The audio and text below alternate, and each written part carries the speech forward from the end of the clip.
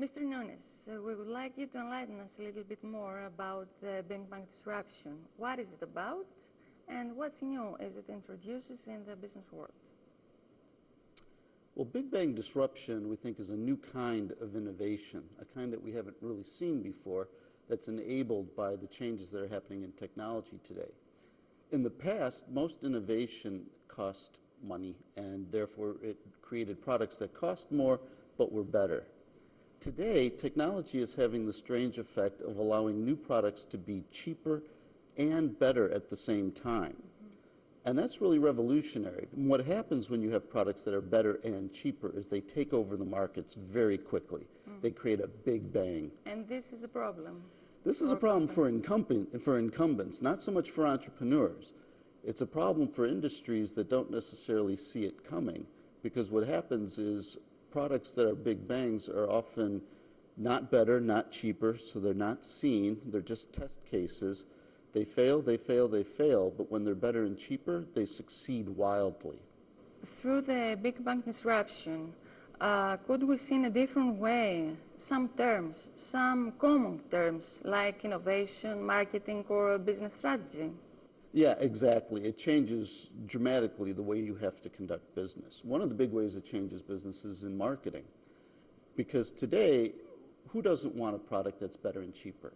Everybody wants it. So word of mouth is very important, and that's enabled by the internet. So we say that marketing today is not just about selling. Marketing today is about creating social consensus, which is very different. I will read the phrase from your book, Big Bang Disruption. You write here, well beyond individual products and services, the very process of innovation is being disrupted. And this is the case, this is the big problem. But which is the solution in this situation? We think there are really two ways that innovation has to change. The first way is that it has to become much faster, and that can be done through rapid experimentation in the marketplace. Much faster than it is now. Is even faster today. And here's why, because much of innovation today can happen with what we call off-the-shelf parts. You don't have to invent everything. You can simply look at the internet, you can see millions and millions of parts, and recombine them into new products. The second thing we see winners doing in innovation is seeing further into the marketplace.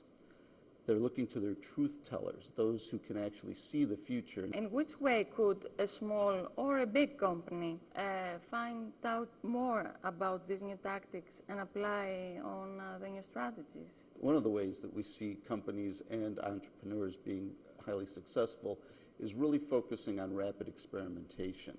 This idea that even if the product isn't right yet, that we introduce it to the market and we let the customer tell us what's good, what's bad, what's right, what's wrong. And that's much easier to do today.